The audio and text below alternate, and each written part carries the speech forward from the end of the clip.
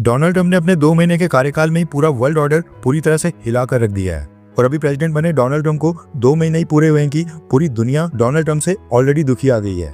And इस बार तो Donald Trump की पॉलिसीज का शिकार भारत को भी बनना पड़ा है। ऐसे में अब वो समय आ गया है कि भारत को भी ये सोचना चाहिए कि अमेरिका के प्रेशर में आकर भारत अपनी विदेश नीति के फैसले कब तक बदलते रहेगा, क्योंकि ये वही डोनाल्ड ट्रंप है जिसके कहने के ऊपर भारत ने ईरान और वेनेजुएला से सस्ता क्रूड ऑयल परचेज करना बंद कर दिया था।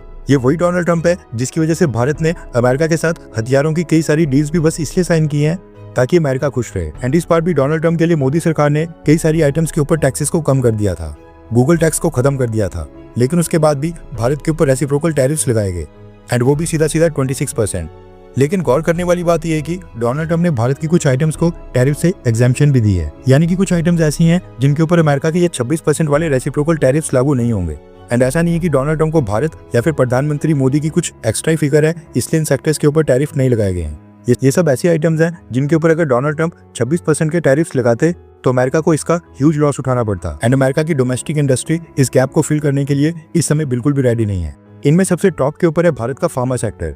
रेफरेंस के लिए आपकी स्क्रीन के ऊपर आर्टिकल का स्क्रीनशॉट है। डोनाल्ड ट्रंप ने भारत के फार्मा सेक्टर को रेसिप्रोकल टैरिफ से बाहर रखा है, जिसके कारण निफ्टी फार्मा के अंदर आज एक ही ट्रेडिंग सेशन में ह्यूज जंप देखने को मिला है। इंडियन स्टॉक मार्केट में आज की डेट में फार्मा सेक्टर के स्टॉक्स लगातार ऊपर गए हैं।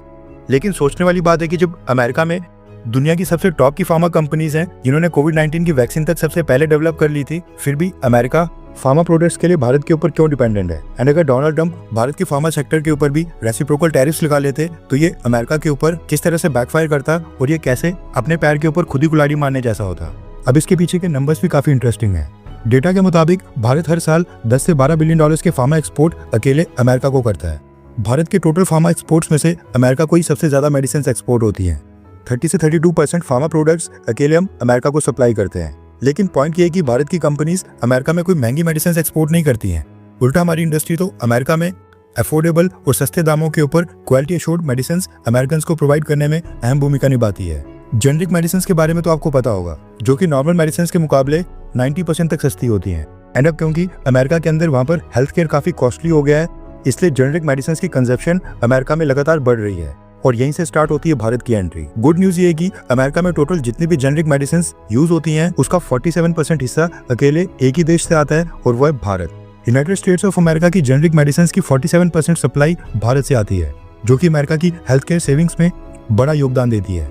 यानी भारत की जेनरिक मेडिसिन परचेज करने से अमेरिका के लोगों के पैसे बच रहे हैं। एंड अगर भारत ये 47% जेनरिक मेडिसिन अमेरिका को नहीं भेजे तो लाखों करोड़ों अमेरिकन इससे इफेक्ट होंगे और मोस्ट इंपॉर्टेंट वो लोग जो महंगी मेडिसिन अफोर्ड नहीं कर सकते हैं वो लोग होंगे। जेनरिक मेडिसिन क्योंकि काफी सस्ती होती हैं, इनके अंदर प्रॉफिट मार्जिन काफी कम होता है, इसलिए अमेरिका की सभी मेजर फार्मास्यूटिकल कंपनीज इस समय अमेरिका में ना तो जेनरिक मेडिसिन को प्रमोट कर रही हैं और ना ही जेनरिक मेडिसिन की प्रोडक्शन बढ़ाने के ऊपर जोर दे रही हैं। इसी वजह से अमेरिका जेनरिक मेडिसिन के लिए दूसरी कंट्रीज के ऊपर डिपेंडेंट है। अमेरिका की जेनरिक मेडिसिन और जेनरिक मेडिसिन के लिए एक्टिव फार्मास्यूटिकल इंग्रेडिएंट्स का 80 से 90% दूसरी कंट्री से इम्पोर्ट होता है एंड इसमें भी 40 से 50% अकेले भारत से। इसलिए डोनाल्ड ट्रंप को ना चाहते हुए भी भारत के फार्मास्यूटिकल प्रोडक्ट्स को रेसिप्रोकल टैरिफ से बाहर रखना पड़ा। दुनिया के बाकी सभी देशों ने अमेरिका के रेसिप्रोकल टैरिफ्स के ऊपर नाराजगी जताई है और डोनाल्ड ट्रंप के स्टेप की आलोचना की है, लेकिन भारत सरकार ने अमेरिका को लेकर अभी तक कुछ नहीं बोला है। एंड इसी से रिलेटेड एक आर्टिकल मैंने पढ़ा जिसमें एक्सपर्ट्स का कहना है कि भारत इस मसले के ऊपर अमेरिका के साथ उलझेगा नहीं, क्योंकि भारत और अमेरिका के बीच ऑलरेडी फ्री ट्रेड एग्रीमेंट की बात फास्ट ट्रैक मोड के ऊपर चल रही है और इस फ्री ट्रेड एग्रीमेंट की डेडलाइन इसी साल 2025 के एंड तक रखी गई है। अगर इसी साल एंड तक भारत और अमेरिका के बीच एक फ्री ट्रेड एग्रीमेंट साइन हो जाता है तो ये रेसिप्रोकल टैरिफ्स अपने आप ही इनइफेक्टिव हो जाएंगे। इसलिए बजाय इसके कि भारत बदला लेते हुए अमेरिका के प्रोडक्ट्स के ऊपर टैरिफ्स को बढ़ा दे, भारत की सरकार का पूरा फोकस इस बात के ऊपर होगा कि अमेरिका के साथ किसी भी तरह इस फ्री ट्रेड एग्रीमेंट को जल्दी से जल्दी साइन कर लिया जाए। ये कहना है एक्सपर्ट्स का। खैर, वैसे आपको क्या लगता है कि क्या रेसिप्रोकल टैरिफ्स लगाने पर भारत सरकार को अमेरिका के ऊपर कोई एक्शन लेना चाहिए, हाँ या फिर ना? इस फ्री ट्रेड एग्रीमेंट का वेट करना चाहिए? नीचे कमेंट करके अपनी राय जरूर बताएं।